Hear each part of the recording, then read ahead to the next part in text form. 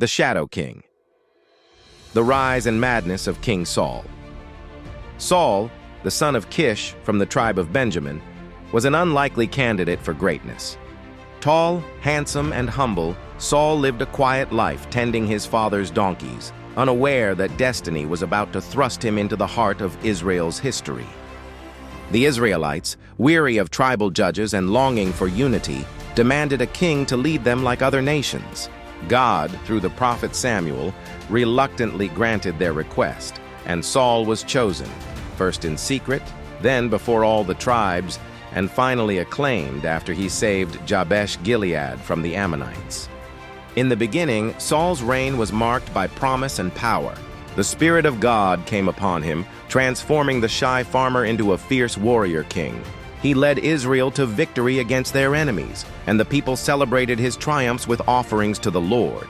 Saul's early companions, his son Jonathan, the wise prophet Samuel, and brave followers, bolstered his confidence and legitimacy.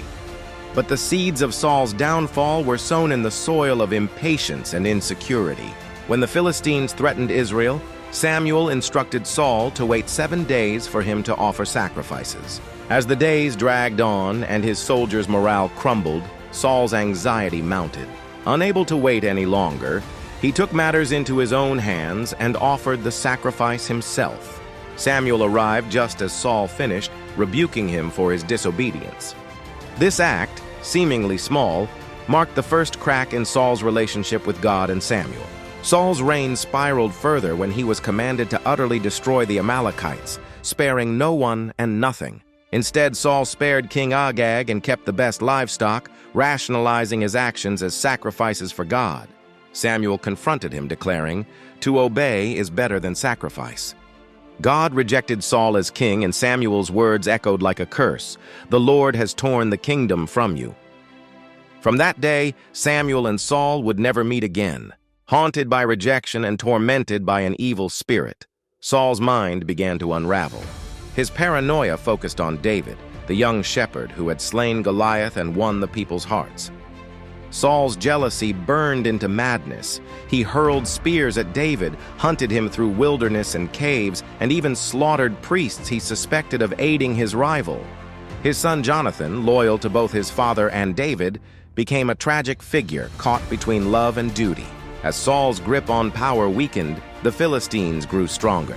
Desperate for guidance, Saul disguised himself and sought out the witch of Endor to summon Samuel's spirit. The dead prophet's message was grim.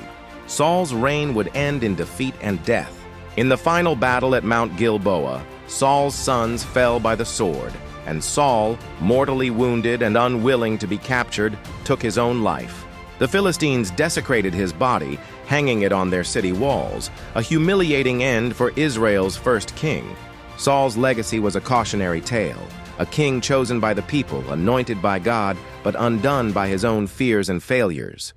His shadow loomed over Israel, preparing the way for David, the man after God's own heart, whose house would endure forever.